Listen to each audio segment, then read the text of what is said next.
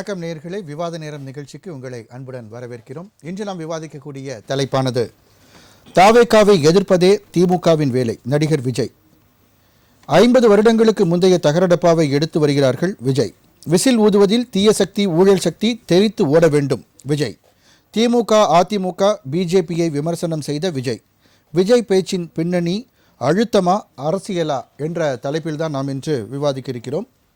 அதாவது பனையூரில் நடைபெற்ற கட்சியின் 3வது ஆண்டு துவக்க விழா, அதாவது 2வது ஆண்டு விழாவும் 3வது ஆண்டு துவக்க விழாவில் உரையாற்றிய விஜய் அவர்கள் கடுமையாக பாரதிய ஜனதா கட்சி திமுக அதிமுக கட்சிகளை சாடியிருந்தார். அதாவது திமுக கட்சியானது பல ஆண்டுகளாக ஒரே விஷயத்தை தான் திரும்ப செய்து வருகிறார்கள். எம்ஜிஆர் அவர்களுக்கு செய்த அதே விஷயத்தை தற்போது தாவேகாவும் செய்கிறார்கள். எம்ஜிஆர் அவர்கள் எப்படி அந்த காலகட்டத்தில் ஆட்சிக்கு வந்தாரோ அதே போன்று நமது தாவேகாவும் இந்த முறை ஆட்சிக்கு வரும் என்பதை தான் இது காட்டுகிறது என்பது போன்ற விஷயத்தை அவர் கூறியிருந்தார். அதே போன்று நாம் பலமுறை சொன்னது போல முன்பெல்லாம் அதிமுகவை பெரிதாக விமர்சிக்காத விஜய் அவர்கள் தற்போது பாஜக தலைமையிலான கூட்டணி தமிழகத்தில், அதாவது அதிமுக தலைமையிலான பாஜக கூட்டணி என்று சொல்லாமல் பாஜக தலைமையிலான கூட்டணியில் மற்றும் பலர் அப்படின்ற ஒரு விஷயத்தை அவர் பதிவு பண்ணும்போது, அதாவது இங்கே என்டிஏ கூட்டணி அப்படின்னு தான் பேசப்படுது. ஸோ பாஜக தான் இங்கே தலைமை இருக்குது, அதிமுக தலைமை இல்லை அப்படின்னு சொல்கிறாங்க. அது மட்டும் இல்லாமல் அதை ஊழல் சக்தி அப்படின்னு அவர் போன கூட்டத்திலேருந்து அவர் பேச ஆரம்பிச்சிருக்காரு அதிமுகவை. ஸோ இந்த மாதிரியான அந்த தீய சக்தி அந்த ஊழல் சக்திகளை இந்த விசில் சத்தமானது விரட்டி அடிக்கும் என்று அவர் கூறியிருக்கிறார். அதே போன்று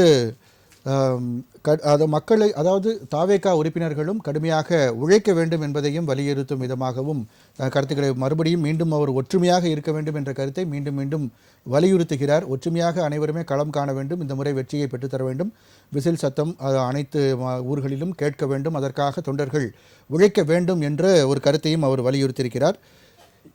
குறிப்பாக தாவேகா பிஜேபி அதிமுக குறிப்பாக திமுகவை கடுமையாக விமர்சனம் செய்திருக்கிறார். அது பற்றி தான் நாம் இன்று விவாதிக்க இருக்கிறோம். விவாதத்திற்கு செல்லும் முன் நமது விருந்தினர்களை வரவேற்போம். முதலாவதாக இணையம் வழியாக நம்முடன் இணையும் தாவேகா ஆதரவு பம்மல் கந்தசாமி அவர்களை வரவேற்போம். வணக்கம். அரங்கில் நம்மோடு இணையும் திமுக ஆதரவு வழக்கறிஞர் சேயோன் அவர்களை வரவேற்போம். வணக்கம். வணக்கம் சார். வலதுசாரி சிந்தனையாளர் வெங்கடேஷ் அவர்களை வரவேற்போம். வணக்கம். வணக்கம் ஜி. நமது உரிமை காக்கும் கட்சியின் செங்கை பத்மநாபன் அவர்களையும் வரவேற்போம். வணக்கம். என்னுடைய கேள்வியை பம்மல் கந்தசாமி உங்கள்கிட்ட துவங்குகிறேன். அதாவது இந்த துவக்க விழாவில் 3ஆம் ஆண்டு துவக்க விழாவில் விஜய் அவர்கள் பேசிய பேச்சானது கடுமையாக அதிமுகவையும் தற்போது விமர்சிக்க ஆரம்பித்திருக்கிறார் கடந்த சில கூட்டங்களில். அதே போன்று பிஜேபி தலைமையிலான கூட்டணி அப்படின்ற மாதிரியான விஷயத்தை பதிவு பண்ணியிருக்கிறாரு. அதிமுகவை மென்ஷன் பண்ணவே இல்லை, பிஜேபி தலைமையிலான கூட்டணியில் மற்றும் பலர் அப்படின்ற மாதிரி கடந்து போயிருக்காரு. ஒட்டுமொத்தமாக அவருடைய பேச்சை பற்றி உங்களுடைய முதல் சுற்று கருத்து பதிவு பண்ணுங்க சார். முதல் முறையா இந்த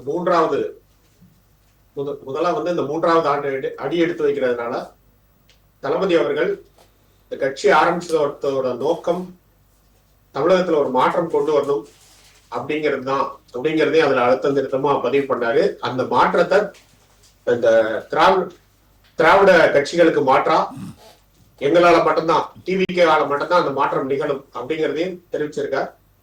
மற்றும் இந்த 2026 தேர்தலை பொறுத்தவரை டிஎம்கேவா டிவிகேவா இதுதான் நம்ம ஆரம்பிச்சதுல இருந்தே தளபதி அவர்கள் சொல்லிக்கிட்டு இருக்குது. இன்னைக்கு அதே விஷயத்தை தான் எக்ஸ்ட்ரா இந்த தீய சக்தியோட ஊழல் சக்தியையும் சேர்த்து ஒழிக்கணும் அப்படிங்கறதையும் சொல்லியிருக்கோம்.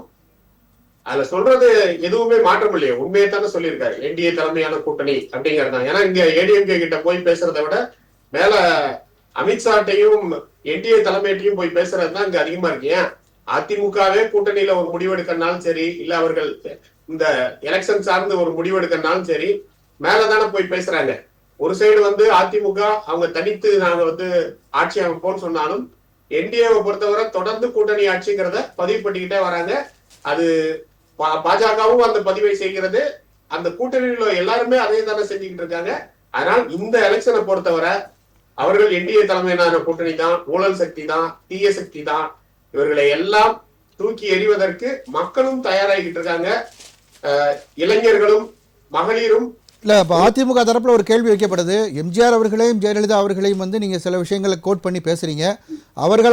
எம்ஜிஆர் அவர்கள் ஆரம்பித்த கட்சியை நீங்கள் ஊழல் சக்தி என்று சொல்வது எந்த வகையில் வந்து முறையாகும் அப்படின்ற ஒரு கேள்வி இருக்காங்க. ஒரு விஷயம் ஆரம்பிக்கும் போது ஒரு நல்ல நோக்கத்துக்காக ஆரம்பிக்கப்படுது. இன்று அவர்கள் இல்லாத சமயத்தில் அது அதை நோக்கி போய்கிட்டு இருக்கு அப்படிங்கறத அவர் தெளிவுபடுத்தினார். அப்படி பார்த்தீங்கன்னா திராவிட முன்னேற்ற கழகமும் ஆரம்பிக்கும் போது ஒரு நல்ல நோக்கத்துக்காக தான் ஆரம்பிக்கப்பட்டது. இன்று அது வந்து வாரிசு அரசியல், எல்லாத்தையும் அதோட கொள்கை கோட்பாடு எல்லாம் தூக்கி வச்சுட்டு கொள்ளையை மட்டுமே அதோட கொள்கையை வச்சு போய்கிட்டு இருக்கு இல்லையா? அதனாலதான் அதை சொல்லப்படுகிறது. இல்லை, அதே மாதிரி வந்து இப்போது அவர் மேலே இருக்கிற விமர்சனத்துக்கு எனக்கு பதிலளிக்கும் போது அவர் பேசியிருந்தார், வெளியில் வாங்கன்னு சொல்கிறாங்க அப்படின்ட்டு. ஆனால் ஒவ்வொரு வீட்டிலேருந்தும் ஓட்டு இதோட வருவாங்க, வெளியில் வருவாங்க அப்படின்னு சொல்கிறாங்க. இதுதான் அதுக்கான பதில். அப்போது விஜய் அவர்கள் தற்போது வெளியில் வந்து பிரச்சாரம் பண்ணுறதுக்கான வாய்ப்புகள் பற்றி அவர் சொல்லவே இல்லையே. இது வந்து ஒரு கொஞ்சம் மழுப்புற மாதிரியான ஆன்சர் மாதிரி தான் இருக்குது அந்த கேள்விக்கு. பிரச்சாரத்தை பொறுத்தவரை எல்லாருக்குமே தெரிந்த உண்மை, இன்று வந்து பிரச்சாரத்துக்கு அனுமதி வாங்குறது அப்படிங்கிறது குதிரை கொம்பா இருக்கு, டிவிகேக்கு மட்டும்தான். அதனால இந்த திமுக அதிகபட்சம் இந்த 40-50 நாள் அது முடிந்தது அப்படின்னா கண்டிப்பா தேர்தல் ஆணையம் அதில் கையில் எடுக்கும். தேர்தல் ஆணையம் வந்த பிறகு எங்களுக்கு பிரச்சாரம் வேகமா நடக்கும். ஏன்னா அதுக்கு முன்னாடி இது எவ்வளவு கண்ட்ரோல் பண்ணுமோ அவ்வளவு கண்ட்ரோல திமுக பண்ணிக்கிட்டு இருக்காங்க. அவர்கள் கையில் தான் ஆட்சி இருக்கு, அவர்கள் கையில் தான் அதிகாரம் இருக்குது. அவர்கள் வந்து ஒரு சைடு நம்மள வந்து பிரச்சாரம் பண்ண விடாம தடுத்துக்கிட்டும், இன்னொரு சைடு வந்து பிரச்சாரம் பண்ண வரல அப்படிங்கிறது சொல்லிக்கிட்டு இருக்காங்க. ஆனா ஒரு விஷயம் எல்லாருமே புரிஞ்சுக்கணும், மற்ற கட்சிகள்லாம் அவங்களுடைய தொண்டர்களை காசு கொடுத்து கூட்டு போய் டோர் டு டோர் பிரச்சாரம் பண்ணிக்கிட்டு இருக்காங்க. ஆனா தாவேக்காக அப்படி இல்ல, ஒவ்வொரு டோருக்குள்ளேயும் ஒருத்தர் பிரச்சாரம் பண்ணிக்கிட்டு இருக்காங்க. ஒவ்வொரு டோர்லயும் அவங்களுடைய தகப்பனார், தாயார், இல்ல அவங்களுடைய கிராண்ட் பேரண்ட்ஸ், சொந்தக்காரங்க, ஃப்ரெண்ட்ஸ் எல்லாருக்குமே ஒவ்வொரு டோர்லயும் தாவேக்கா சார்பா ஒரு பிரச்சாரம் பண்றதுக்கு ஒரு தெருப்புல இருக்கிறாங்க. அதுதான் எங்களுடைய ஸ்டாங்க. இங்க வாக்குரிமை இருக்கான்ற ஒரு கேள்வி இருக்கு இல்லையா சார்? அங்க வாக்கு கேட்கிறவங்களுக்கு உரிமை இருக்கா இல்லையாங்கிறது தேவையில்ல. வாக்கு போடுறவங்க தானே அவங்க கேட்க முடியும். அந்த பேரண்ட்ஸுக்கு வாக்கு உரிமை இல்லாமையா இருக்குமா? இல்ல கிராண்ட் பேரண்ட்ஸுக்கு இல்லாம இருக்குமா? என் பொண்ணு சொல்லிட்டா அதனால நான் ஓட்டு போட போறேன்னு சொல்றேன் எத்தனையோ தகப்பனை நான் பாத்திருக்கேன். என் பேரை சொல்லிட்டாங்க, என் பேத்தி சொல்லிட்டாங்க, அதனால இந்த தடவை மாத்தி ஓட்டு போட போறேன்னு சொல்லிக்கிட்டு இருக்காங்க. நீங்க வந்து கேட்கும் போது கிண்டல் பண்ணலாம், எள்ளி நகையாடலாம். உண்மை ஒரு நாள் மேடை ஏறும்ல, அப்போ ஐயோ நம்ம அண்டர் எஸ்டிமேட் பண்ணிட்டோம் நீங்க நினைப்பீங்க. எல்லாரும் நினைக்கக்கூடிய சூழல் வரும். இன்னைக்கு பொறுத்தவரை இதை சொல்லும் போது திமுக, அதிமுக இல்ல பிஜேபி கிண்டல் தான் பண்ணுவாங்க. அவங்க இதென்ன சந்தோஷமா ரிசீவ் பண்ணிப்பாங்களா? 100% அவங்க வந்து அவங்க பேசுனா அவங்க எல்லாருக்கும் ஓட்டு இருக்கும், நம்ம பேசுனா யாருக்குமே ஓட்டு இருக்காது. ஏன் குழந்தைங்க சொல்றத பேரண்ட்ஸ் கேட்க மாட்டாங்க. அந்த மாதிரிலாம் என்ன வேணாலும் நீங்க வந்து எடுத்து வைக்கலாம். ஆனா 2026 எலெக்ஷன் ரிசல்ட் வரும்போது உங்களுக்கு அது ஒரு பெரிய இடியை கொடுக்கும். சரி, கண்டிப்பா சார், தொடர்ந்து பேசலாம். அடுத்த சுற்றுல திமுகவை குறித்து விமர்சனம் பண்ணும்போது செய்வோம் சார். அதாவது ஸ்டாலின் அவர்கள் வந்து தூக்கம் வந்து கெடுதுன்னு சொல்லியிருக்காரு. அதை தாண்டி அவர் தூங்கினாலுமே கூட அவர் எழுப்பி திடீர்னு நீங்கள் கேட்டிங்க அப்படின்னா விசில் சின்னத்துக்கு ஓட்டு ஓடுங்கப்பா அப்படின்னு தான் அவர் சொல்லுவார். அந்த அளவுக்கு வந்து விசில் சின்னம் எல்லார் மத்தியிலையும் ஊடுருவி போயிருக்கு அப்படின்றாரு. அது மட்டும் இல்லாமல் திருக்குறள்லாம் தனியாக அவரே எழுதி ஒரு விஷயமாகவும் திமுகவை வந்து விமர்சிச்சிருக்காரு. உங்களுடைய பார்வை? அதாவது விஜயோட அரசியல் அனுபவம் இல்லாதவருங்கிறத இன்றைக்கி அவரோட பேச்சு காட்டுது. என்ன காரணம்னா, ஆரம்பிக்கக்குள்ளே அவருக்கு கட்சியோட 2ஆம் ஆண்டு துவக்க விழாவா 3ஆம் ஆண்டு துவக்க விழாவான்னு தெரியல, தடுமாறி இருப்பார். நீங்கள் வேணால் இப்போ வேணாலும் திருப்பி போட்டு பாருங்கள். யாரோ எழுதி கொடுக்குறத பேசுகிறவர் திருக்குறளை பற்றியோ தமிழை பற்றியோ திமுகவை பற்றியோ திமுகவுடைய தலைவர் திரு முத்துவேல் கருணாநிதி ஸ்டாலின் அவர்களை பற்றியோ பேசுவதற்கு அவருக்கு அருகதை கிடையாது. என்ன காரணம்னு சொன்னால், விஜயினுடைய வயதை தாண்டிய அனுபவம் திரு முத்துவேல் கருணாநிதி ஸ்டாலின் அவர்களுக்கு. விஜய் பிறக்கிறதுக்கு முன்னாடியே மிசால மக்களுக்காக போராடி சிறை சென்றவர் திரு முத்துவேல் கருணாநிதி ஸ்டாலின் அவர்கள். அது மட்டுமல்ல, இன்றைக்கு தமிழகத்திலே அவருடைய திராவிட மாடல் ஆட்சியிலே அவருடைய நலத்திட்டங்கள் அடையாத வீடுகளே இல்லை என்ற ஒரு சூழல் உருவாகி இருக்கிறது. இந்த சூழலில் திருக்குறளை எடுத்துக்கிட்டு திமுகவை பேசுகிறதுங்கிறது எப்படி இருக்குன்னா, ஊரில் ஒருத்தன் வேலை இல்லாமல் இருப்பான். அவன் மக்கள்லாம் நம்மளை பார்க்கணும், நம்ம பேசுறதை கேட்கணுங்கிறதுக்காக என்ன செய்வான்னா, ஊரில் ஒரு பெரிய மனுஷன், அப்பழுக்கற்ற ஒரு மனிதர், மக்களுக்கு நல்லது செய்யக்கூடிய மனிதரை பற்றி ரொம்ப மோசமாக விமர்சனம் பண்ணுவான். அப்போ மக்கள்லாம் திரும்பி பார்ப்பாங்க அவனை. அந்த மாதிரி தான் அந்த அப்பழுக்கற்ற மனிதர் திரு முத்துவேல் கருணாநிதி ஸ்டாலின். அந்த வேலை வெட்டி இல்லாதவர் தான் விஜய். இன்னொன்று, விஜயை பொறுத்த வரையும் ஊழலை பற்றி பேசுகிறதுக்கோ எதை பற்றி பேசுகிறதுக்கோ அருகதை கிடையாது. விஜயை நான் இங்கேருந்து கேட்குறேன், அவருக்கு திருக்குறளில் எத்தனை குறள் இருக்குன்னு தெரியுமா? எத்தனை அதிகாரம் இருக்குன்னு தெரியுமா? ஒரு குறளை சொல்கிறான், அந்த குறளுக்கு அர்த்தம் தெரியுமா? அந்த குறள் படி நடக்கிறாரா? ஒழுக்கம் விழுப்பம் தரலாம், ஒழுக்கம் உயிரினும் ஓமப்படும். விஜய் இதை கடைபிடிக்க முடியுமா வாழ்க்கையில்? சொந்த வாழ்க்கையில் சில விஷயங்களை நம்ம பொது வெளியில் பேச முடியாது. அவர்கள் அவருடைய மனசாட்சியை தொட்டு பார்த்து பேசணும். விஜய்க்கு வந்து எப்போ பார்த்தாலும் திமுகவை பற்றி பேசுகிறதே வேலையாக போச்சு. நான் என்ன சொல்கிறேன், களத்துக்கு நேரடியாக வா, எதா இருந்தாலும் பனையூரில் வைக்கிறேன். இன்றைக்கி ஒரு தொடக்க விழா என்று சொல்கிறீர்கள். தொடக்க விழாவிலே ஒரு நலத்திட்ட உதவி கிடையாது, ஒரு கொள்கை முழக்கம் கிடையாது, எதிர்காலத்தில் என்ன செய்ய போகிறோம் என்று பற்றி தீர்மானம் கிடையாது, ஒரு கருத்தரங்கம் கிடையாது, எதுவுமே கிடையாது. ஆட்டம் பாட்டம் நிறைய அந்த ஒரு ஒரு மோட்டிவேஷனல் ஸ்பீச் எல்லாம் நீங்க இது என்ன திமுக திட்டுறது மோட்டிவேஷனல் ஸ்பீச்? அவங்க சில விஷயம் நீங்க பார்க்கல. இல்ல, நான் கேக்குறது திமுகவை திட்டுறது, விஜய் அவர்கள் பேசுனது மோட்டிவேஷனல் ஸ்பீச். மோட்டிவேஷனல் ஸ்பீச் இன்னைக்கு இந்த பாடகர் வேல்முருகன் போய் அங்க பாடுறாரு, தைப்பூசமே இன்னைக்கு தான் வந்திருக்குங்கிறாரு. அப்ப என்ன பாடகர் வேல்முருகன் அருணகிரிநாதர், இவர் விஜய் வந்து முருகனா? ஏங்க ஏதாவது ஒரு நியாயம் இருக்கணும்ல. எதுனா அது கட்சியினுடைய தொடக்க விழாவா, கொள்கை முழக்க விழாவா, கருத்தரங்கா, இல்லை எதிர்காலத்தில் என்ன செய்ய போகிறோன்னு சொல்கிறியா, இல்லை டான்ஸ் ஆடிட்டு ஆட்டம் பாட்டம் கொண்டாட்டத்தில் போறியா? எந்த வித கொள்கையும் அவருக்கு விஜய் பேசக்குள்ள பின்னாடி ஒரு 5 தலைவர் படம் போச்சு பார்த்தீங்களா? பெரியார், அண்ணா, அஞ்சலி தலைவர்கள். அந்த கொள்கை, அவங்களுடைய கொள்கை என்னன்னு விஜயை சொல்லுங்க. நான் நாளையிலேருந்து அரசியலை விட்டு விளக்குறேன், பேட்டி கொடுக்கறத நான் தவிர்த்துடுறேன், நான் விவாதங்களே கலந்துக்கல. அந்த 5 பேரோட கொள்கை என்னன்னு சொல்லுங்க. ஈரோடு போனாரு. நீங்க ரொம்ப அண்டர் எஸ்டிமேட் பண்றீங்க அப்படின்னு தான் அவர்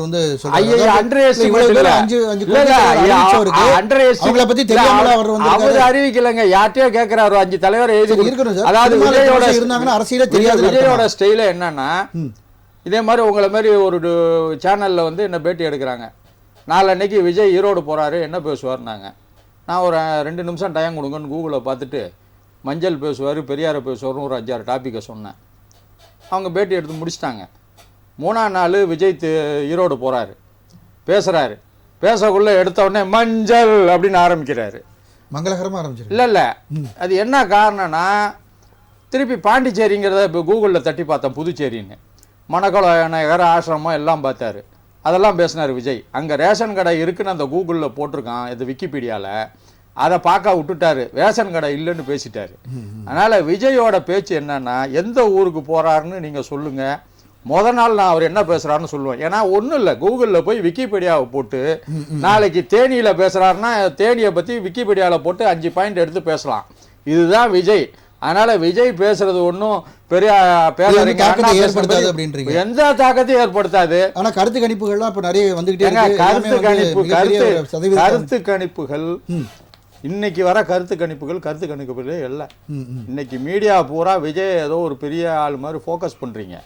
ஆனால் இதே விஜய் கடந்த 40 நாட்களா 39, இன்னைக்கு 40வது நாள், 39 நாட்கள் எங்க போனார்? தமிழ்நாட்டு அரசியல்ல ஏதாவது திருப்பரங்குன்றம் பத்தி எரிஞ்சுது, ஏதாவது ஒரு அறிக்கை கொடுத்தாரா, இல்லை ஒரு கண்டனம் தெரிவிச்சாரா, இல்லை அவர் படத்தையே தணிக்கை துறை சென்சார் போர்டு நிறுத்துது, அதுக்கு காரணம் ஒன்றிய அரசு. அந்த ஒன்றிய அரசையோ பாரதிய ஜனதாக்கையோ கண்டிக்கல. ஏன்னா பயம், இடி ரைடோ ஐடி ரைடோ வந்துரும்னு. சரி சார், தன்னுடைய பிரச்சனைக்கே குரல் கொடுக்காதவர் தமிழ்நாட்டுக்கு எப்படி குரல் கொடுப்பார்? கண்டிப்பா நம்ம இன்னும் தொடர்ந்து பேசலாம். பாரதிய ஜனதா கட்சி ஆதரவு திரு வெங்கடேஷ் அவர்கள், உங்களுடைய முதல் சுற்று கருத்து. பாரதிய ஜனதா கட்சியும் அவர் விமர்சித்திருக்கிறார். அதாவது டப்பா இன்ஜின், டபுள் இன்ஜின் சர்க்காருன்னு சொல்லி திமுகவும் அதை விமர்சித்து நிறைய இடத்துல பேர் எதுவும் மென்ஷன் பண்ணாமலே நிறைய நோட்டீஸ்லாம் நம்ம பார்த்தோம், டப்பா இன்ஜின் ஓடாது அப்படின்னு சொல்லிட்டு. அதே விஷயத்தை இன்றைக்கி விஜய் அவரும் சொல்லியிருக்காரு, டப்பா இன்ஜினாக இருந்தாலும் சரி எதுவுமே இங்கே வேலைக்கு ஆகாது, நம்ம தான் அப்படின்ற மாதிரியான விஷயத்தை பதிவு பண்ணியிருக்காரு. விஜய் சார் தில்லாலங்கடின்னு ஒரு படம் பார்த்துருப்பீங்க, அதில் ஒரு சந்தானம் ஒரு கேரக்டரில் வருவார், ஒரு டாக்டர் கேரக்டரில் வருவார். அவர் ஆள் மனசில் போயிட்டு அவர் டாக்டர்னு சொல்லி பதிய வச்சிட்டாங்க. அதனால எங்கே பார்த்து நான் டாக்டர் நான் டாக்டர் நான் டாக்டர் அப்படின்னு சொல்லிட்டு சுற்றுவார்ல, அதே கேரக்டரில் இப்போ நான் விஜய் சாரோடைய ஸ்பீச்சை பார்த்தேன். நான் சிஎம், நான் தான் சிஎம், நான் தான் சிஎம், நான் தான் CM, where is a patient, where is a patient, where is a patient அப்படின்னு சொல்லுவா மாதிரி, நான் தான் சிஎம், நான் தான் சிஎம்ன்ற மாதிரி காமெடியின் உச்சம். உங்கள் அரங்கத்துக்குள்ள உங்களுடைய ஆதரவாளர்களுடன் உங்கள் கட்சிக்காரர்களோட கை கட்டுறதுக்காக நீங்கள் அரசியலுக்கு வந்தீங்க. அரசியல் எதுக்கு வரும்? 3வது ஆண்டு தொடக்க விடான்றீங்க. 2 ஆண்டு நீங்கள் என்ன சாதனை பண்ணீங்க அது சொல்லுங்க. அடுத்த ஆண்டு அரசியலுக்கு வந்தால் நீங்கள் என்னென்ன பண்ண போறீங்க சொல்லுங்க, கேட்போம். நீங்க என்னதான் பண்றீங்க? ஊழல் இல்லாத ஒரு நிர்வாகத்தை நாங்க, அது நீங்க சொல்ல முடியாதுல்ல. உங்க மேல மூன்று வழக்கு இருக்குல்ல, உங்க மேல நீங்க எப்படி ஊழல் இல்லாத சொல்ல முடியும்? ரோஸ் ராயல் கால் இறக்குமதி செய்யப்பட்ட வழக்குல நீதிமன்றம் நீங்களாம் இவ்வளவு பணம் சம்பாதிக்கிறீங்களே, இந்த பணம் கட்டுறது கூட உங்களுக்கு வலிக்குதா அப்படின்னு சொல்லி நறுக்குன்னு ஒரு கொட்டோன்னே அந்த நீதிபதியோடைய ஸ்பீச்சை நீங்க எடுக்கணும்னு ஒரு வழக்கு. ஆனா இன்னைக்கு வரையும் அந்த வழக்கு நடந்துட்டு இருக்கு. அந்த இறக்குமதி செய்யப்பட்ட காற்றுக்கான வருமான வரியை இன்னைக்கு வரையும் அவர் செலுத்தல. வழக்கு நம்பர் 1, ஊழல் நம்பர் 1. 2வது ஊழல் என்னது? அவருது புலிப்படத்தை 35 கோடி அவர் வாங்கினதை மறைச்சிட்டார். ஏன் மறைச்சிங்க? நீங்க தான் அப்பல் கட்டுறவாதிகளே ஊழல்வாதிக்கு எதிராக அரசியல் செய்யறீங்க. ஒரு கரைபடாத கையருக்கு சொந்தமானவர் நீங்க 35 கோடி ஏன் மறைச்சிங்கன்னு சொல்லி வருமான வரித்துறை 1.5 கோடி ஃபைன் போடுது. அந்த ஃபைனை கட்ட முடியாது, வருமான வரித்துறை ஃபைனை கட்ட முடியாதுன்னு சொல்லி அதற்கு ஒரு வழக்கு நகர்ந்துட்டு இருக்கீங்க. உங்ககிட்ட பணம் இல்லையா, நாங்கள் 2000 கோடி வருமானத்தை விட்டுட்டு வர செங்கோட்டையன் பில்லு அப்படியே ஒவ்வொரு மேடையில சொல்லிட்டு வர 1000 கோடி விட்டு வர்றாரு. யார் அவனை வர சொன்னது? 1000 கோடி விட்டு வருதுக்கு அரசியலுக்கு வந்தா நீங்க சேவை செய்யணுமா? கர்நாடக டாக்டர் சிவராஜ் ராஜ்குமார் சொல்றாரு பாருங்க, நாங்க அரசியலுக்கு வந்து சேவை செய்யணுன்ற அவசியம் கிடையாது, நாங்கள் சேவையை நாங்கள் சம்பாதிக்கிற பணத்தை இப்ப இருந்தே பண்றோம், எல்லா கட்சிக்காரங்களும் பண்றோம். அரசியலுக்கு வந்து ஏன் வீடு துட்டா வாங்கி நீ என்ன சேவை பண்ற? அரசியலுக்கு வந்து சொந்த பணத்தை கொடுக்க போறியா?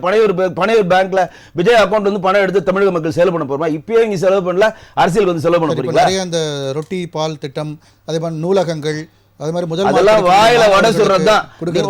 நீங்க வலைதளத்துல அவங்க சொல்றீங்களா ப்ரோ டிஜிட்டல் மீடியா ப்ரோ, மக்கள் வளர்ந்துட்டாங்க ப்ரோ நான் கேட்கிறேன் ப்ரோ, ஒரு நாளைக்கு எத்தனை இடத்துல நீங்க சட்ட ரீதியான நீங்க இது கொடுக்குறீங்க, பாதிக்கப்பட்ட ஆட்களுக்கு வந்து சட்ட ரீதியான நாங்க வந்து அறிவுரை கொடுக்குறோம்னு ஒரு வச்சிருக்காங்களா வழக்கறிஞர், எத்தனை பேர் கொடுத்தீங்க டேட்டா கொடுங்க, எத்தனை இடத்துல வந்து விழியம் சொல்லிட்டு இதுக்கு பண்ற டேட்டா கொடுங்க, பசித்தவர்களுக்கு சாப்பாடு போடுறேன்னு சொல்லி சொல்லுங்க, லைப்ரரி எனக்கு லைவ்ல காட்டுங்க. நீங்க சொல்றீங்களா மாவட்டம் தோறும் லைப்ரரி வச்சிருங்க, ஒரு லைப்ரரி காட்டுங்க. நீங்க டிஜிட்டல் வேலை தானே இருக்கிறீங்க. இன்றைக்கு விஜய் சம்பந்தமான எந்த ஒரு விஷயத்தையும் டிஜிட்டல் மீடியா எந்த அளவு கொண்டு போகுதுன்னு உங்களுக்கு தெரியும், நான் சொல்ல வேண்டிய தேவையில்லை. ஒரு சின்ன விஷயம் பண்ணாலும் இருக்கிறேன்னா லைக் வருது, நம்பர் வருது, அதை வச்சு நம்ம பணம் சம்பாதிக்கலாம்னு மும்முரமா சொல்றப்ப இவர்கள் டெய்லி அன்னதானம் பண்ண விஷயம் ஏன் பொது வழிக்கு வரல? இவங்க டெய்லி ரத்த தானம் கொடுத்த விஷயம் ஏன் பொது வழிக்கு வரல? இவங்க டெய்லி நூலகத்தில் போய் மக்கள் படிக்கிறது ஏன் பொது வழிக்கு வரல? இவர்கள் பண்ண எல்லா திட்டங்களும் வாயில் வட சுடுற திட்டம். ஒன்னு நான் காட்ட சொல்ல நான் பாக்குறேன். நான் இதுவரை நாங்க வலைதளத்துல டெய்லி பாக்குறோம், டெய்லி பேசுறோம், ஒண்ணு கூட பார்க்கல. அதிகபட்சம் ஒருத்தன் வந்து போட்டோ எடுத்துட்டு அப்படியே போறான், ஒருத்தன் சோத்தை எடுத்துட்டு போயிட்டு விஜய் வாயில சோறு வச்சுட்டு கீழே வைக்க வைக்கிறான், விஜய் வாய்க்கிட்ட கரண்ட் எடுத்துட்டு போயிட்டு கீழே வைக்க வைக்கிறான். இப்படிதான் நான் பார்த்துட்டு இருக்கேன். ஏன்னா அவர்களுக்கு தெரிஞ்ச அரசியல் அவ்வளவுதான். அப்போ உங்க ஆள் மனதுல போயிட்டு நீங்க சிஎம் நீங்க பதிவு பண்ணிட்டு கூட இருக்க விசில் அடிச்சாங்க தட்டா நீங்க சிஎம் ஆயிடுவீங்களா? நான் கேட்கறது ஒரே ஒரு கேள்விதாங்க, ரொம்ப சிம்பிளான கேள்விங்க. நீங்கள் என்ன மாதிரி கட்டமைப்பை நோக்கி தமிழ்நாட்டுக்கு நீங்க ஒரு திட்டத்தை வச்சிருக்கீங்க, இதை சொல்லுங்க. தமிழ்நாடு இன்னைக்கு 15 லட்சம் கோடி, திமுக அவல ஆட்சியில 15 லட்சம் கோடி கடன் இருக்கு. ஒவ்வொரு ரேஷன் அட்டை மேலே 3 லட்சம் ரூபாய் தெளிவா சொல்றாரு சார். இது ஒரு ப்ராசஸ், லஞ்சத்தை ஒழிக்கிறதா சரி, டாஸ்மாக் அது நீங்க சொல்ல கூடாது இல்லங்க, ஒரு ப்ராசஸ் வந்து நாங்க படிப்படியா செய்வோம். எல்லாமே எடுத்த உடனே எதுவுமே நீங்க சொன்னதுக்கே வரங்க. எம்ஜிஆர் அவர் எல்லாத்துக்கும் கணக்கிட்டாருங்க. 1949 திமுக ஆரம்பிச்சதுல இருந்து, அதுக்கு முன்னாடி காங்கிரஸ்ல இருந்து திமுக ஆரம்பிச்சதுல இருந்து 72 வரை எம்ஜிஆர்ல இருந்தாரு. 2 எம்எல்ஏ இருந்தாரு. சிறுபெரும் திமுக பேச விடுங்க. சிறுபெரும் ஆணை தலைவரா இருந்தாரு. எல்லாம் இருந்தும் அவர் பொருளாளர் இருந்து அஇஅதிமுக ஆரம்பிச்சு 72 கட்சி ஆரம்பிச்சு 77 வச்சு 87 வரை ஒரு நிமிஷம் 87 வரையும் அவர் எந்த ஊழலையும் செய்யல, எந்த ஊழலும் செய்யல. கரெக்டா? இதுல எது மாற்றம் இல்ல. இன்றைக்கு வந்து உங்க ஜனநாயக படம் ரிலீஸ் ஆனா 2000 ரூபாய் 3000 ரூபாய் டிக்கெட் எடுப்பான். உங்க கட்சிக்கு சேர்த்த லைலா மணியை மேடையில பேசுறான், 3000 ரூபாய் நான் இப்பயே ஒதுக்கி வச்சுட்டேன், ஜனநாயக படம் ரிலீஸ் ஆனா நான் ஃபர்ஸ்ட் டே பாப்பேன், நானும் ஒதுக்கிட்டேன் தலைவா அப்படின்னு எல்லாம் கத்துறானுங்க. இது ஒரு அரசியலா? இது அறிவார்ந்த சிந்தனையா? இது ப்ரொடியூசர் சைடுல விஜய் அவர்கள் இதுல என்ன பண்ண முடியும் சார்? விஜய் அவர்கள் என்ன பண்ணா, அப்ப விஜய் என்ன பண்ணும், அப்ப ஓட்டு போடுறதெல்லாம் விஜய் ரசிகர் தானே ஓட்டு போடுறாங்க, விசிலிச்சாங்க கொஞ்சம் ஓட்டு போடுறாங்க. உங்களுடைய தொண்டர் உங்களுக்காக உங்க பணத்தை 130 ரூபாய் பணத்தை 3000 ரூபாய் கொடுத்து பார்த்தா நீங்க பார்த்து ரசிப்பீங்களா? ஸ்டாடிஸ்டா? நீங்க நிறைய கேள்விகள் வச்சிருக்கீங்க. ஸ்டாடிஸா சார்? நம்ம செங்கை பத்மநாபன் சார், உங்களுடைய முதல் சுற்று கருத்து பதிவு பண்ணுங்க. 50 ஆண்டு காலமாக திமுகவும் அதிமுகவும் பிஜேபியும் காங்கிரஸ் சண்டை போடும். இப்போ ஒரு 15 நிமிஷமாக பார்க்குறீங்க, 2 பேரும் யாரை மறந்துட்டாங்க, அவன் இந்த கட்சி மறந்துட்டான், அந்த கட்சி மறந்துட்டாங்க, தேவை கேட்கட்ட. இதுதான் அவங்களுடைய மிகப்பெரிய அச்சம், மிகப்பெரிய வெற்றி. தப்பு சார், டாபிக்ங்கிறதுனால பேசுகிறோம். இல்லை ஒரு நிமிஷம் தலைவர், அதாவது முதல் சுற்றில் நம்ம சண்டை போட்டுக்கோனா, அப்புறம் அடுத்த சுற்றில் பார்த்துக்கலாம். நான் என்ன சொல்கிறேன்னா, தயவு செஞ்சு யதார்த்தம். இன்றைக்கி அவர் என்ன சொல்லியிருக்கார், ஒவ்வொரு வீட்லேயும் எனக்கு வாக்கு இருக்குது, பிரச்சாரம் பண்ணுறதுக்கு பூத் ஏஜென்ட் இருக்கான் அப்படின்னு சொல்கிறது நிச்சயம் உண்மை. அவர் திருக்குறள் சொன்னது காலத்துக்கு ஏற்ப சொல்லியிருக்கார் சார். 50 ஆண்டு காலம் பார்த்துட்டோம் சார், 2 பேரையும் பார்த்து சார். இந்த கட்சி சொல்லுது சார், அந்த கட்சியை பார்த்து 4 லட்சம் கோடி ஊழல்னு. ஆனால் இந்த கட்சி ஆட்சிக்கு வந்தால் அவங்க மேலே வழக்கு போட மாட்டாங்க. அந்த கட்சி வரும்போது என்ன சொல்லுவோம், 3 சிஏ சொல்லுவோம், கரெக்ஷன் கமிஷன், இது டைலாக் மாறி மாறி சொல்லிப்போம், ஃபிகரை தான் மாற்றி மாற்றி போடணும். அவங்க இவங்களை சொல்லுவாங்க, நம்ம கட்சி கேஸ் போட மாட்டாங்க, வழக்கு பதிவு போட மாட்டாங்க, உள்ளே தள்ள மாட்டாங்க. இவங்க உள்ள அண்டர்ஸ்டாண்டிங் அது. அந்த மாதிரி இந்த 2 இதையும் நிறத்தையும் பார்த்துட்டோம். இப்போ ஒருத்தர் வராரு, அதாவது ஊர் சொத்து உங்கள் வீட்டில் பூந்து நான் திருடுறதுக்கும் என் வீட்டில் என் பையன் காசையும் என் மனைவி காசையும் திருடுறதுக்கும் வித்தியாசம் இல்லை. அது மாதிரி ஒரு வருமானத்துறை வருவாய்த்துறையில் வருமான வரித்துறையில் ஒரு சிக்கல் வந்திருக்கு. அந்த சிக்கல் அவங்க எதிர்கொள்ள போகிறாங்க. உண்மையாக இருந்தால் அவங்க வழங்க போகிறாங்க. கேட்ட பணத்தை கட்டிட்டு இருப்பாங்களே, அவங்க வழங்க போகிறாங்கன்னா அதில் நியாயம் என்னமோ இருக்குது. அதனால் அது தீர்மானிக்கும், கோர்ட்டு தீர்மானிக்கும். அதை போய் வரி பணத்தை கொள்ளடிக்கிறவங்கள போய் ஊழல் பண்ணுறவங்கள போய் ஒப்பிடுறது வந்து ஏற்றுக்க முடியாது. அதே சமயத்தில் திமுக ஒரு இதை செஞ்சாரா அதை செஞ்சாரா, இதை பண்ணாரா அதை பண்ணார், அவர் அரசாங்கமான அவர் அரசு அந்த கட்சியை பார்த்து கேட்க வேண்டியதை இவர் தனி மனிதனை போய் கேட்குறாரு. தயவு செஞ்சு கட்சி ஆரம்பிச்சு அது வந்து வர்றதுக்கு முன்னாடியே பல நலத்திட்ட உதவிகள், அவருடைய ஆஃபீஸுக்கு போனால் சினிமா சம்மந்தப்பட்ட யார் வேணால் என்ன வேணால் சாப்பிட்டுக்கலாம், அந்த மாதிரியான ஒரு விஷயங்கள் என்னுடைய தொடர்ந்து பல நலத்திட்டங்கள் அவர் பண்ணார். அவர் யூடியூப்பில் எப்படி சரியாக பார்த்தாருன்னு தெரியல, இல்லைன்னா அவர் எந்த சிந்தனை இருந்தாருன்னு தெரியல. என்னுடைய மண்டபத்திலேயே சார் மாறி மாறி சார் அவங்க நலத்திட்டங்களை செஞ்சுட்டே இருக்காங்க. அதுக்கு நானே சாட்சி. அது மட்டும் இல்லாமல் அதாவது நம்ம செய்யலைன்னா கூட தப்பு இல்லைங்க, செய்கிறவனுடைய மனசை புண்படுத்தக்கூடாது. அவங்களால முடிஞ்ச உதவியை அவங்கன்னா பெரிய விஜயனுடைய தொண்டர்லாம் பெரிய தொழிலதிபர்லாம் இவங்கள மாதிரி கொள்ளடிச்சு வச்சுருக்காங்களா? பாவங்க அவங்க அன்றாட வேலையிலையும் சின்ன சின்ன மாச சம்பளம். அதனால ஆதவர்ச்சினா என்ன பண்ணாரு, ஆதவர்ச்சினா என்ன பண்ணாரு, அவர் நிறுவனம் பண்ணாரு, ஒரு தொழிலை வச்சிருக்காரு, சம்பாரிச்சு என்ன தொழில், அரசாங்கத்தால் அங்கீகரிக்கப்பட்ட தொழில் பண்றாரு. Lottery ticket. ஆமா ஆமா, தமிழ்நாட்டுல கிடையாது, தமிழ்நாட்டுல விற்கிறாரு அவரு, கேரளால விற்கிறாரு. அவருடைய முதலமைச்சரே அந்த பரிசு பெற்றவனை போய் வாழ்த்துறாரு, இன்னும் நல்ல நிறைய லாட்டரி டிக்கெட் வாங்குன்னு சொல்றாரு. தயவு செய்து என்ன சொல்றேன்னா, அவர் கஞ்சா விற்கல, அது ஒன்றும் உங்களை மாதிரி சார் நல்லது சொல்றீங்களா சார்? ஒரே சார் ஒரு அவர் மாமனார் இருக்கிறார் சார், மாமனார் இருக்க உங்க அவங்க மாமனார் சார் வெஞ்சார் ஜமீன்தாரா சார், நாட்டுப்பட்டி செட்டியாரா சார், சிங்கம்பட்டி ஜமீனா சார், அவரே பார்த்தாரு, அவர் சிங்கம்பட்டி ஜமீனா சார், நாட்டுப்பட்டி செட்டியாரா சார். ட்ரெயின்ல வந்தவர் யார் சார்? அவரே அப்ப ட்ரெயின்ல வந்தவர் யாரு? அத நீங்க கேளுங்க, நீங்க அத விட்டுருங்க. அதாவது அப்படி பார்த்தா டாஸ்மாக்குமே வந்து குடிக்க கூடாதுன்னு சொல்றோம். ஆனா இங்க தமிழ்நாடு அதிமுகவும் சரி திமுகவும் சரி ரெண்டு கட்சியில இருக்கிறவங்களுக்கும் ஆலைகள் இருக்கு. ஒரு நிமிஷம், அது லீகல். திமுக லாட்டரியை கொண்டு வரணும்னு சொல்லி இவர் சொல்லுகிற ஆதவர்ஜுனா மாமனாரு கலைஞர் வசனத்துல 2 படம் எடுத்தார். அப்ப எப்படி ஜெயலலிதா அம்மையார் உறுதியா இருந்தாங்களோ அதே மாதிரி கலைஞர் உறுதியா இருந்தார். நம்ம அது வந்து நம்ம ஒத்துக்கணும். ஏன் தெரியுமா? ஏற்கனவே மக்கள் அபிமானத்தை பெற்றுட்டோம், மறுபடியும் ஓபன் பண்ணா நான் டப்பா காலி ஆயிடும் அவர் ஒத்துக்கல.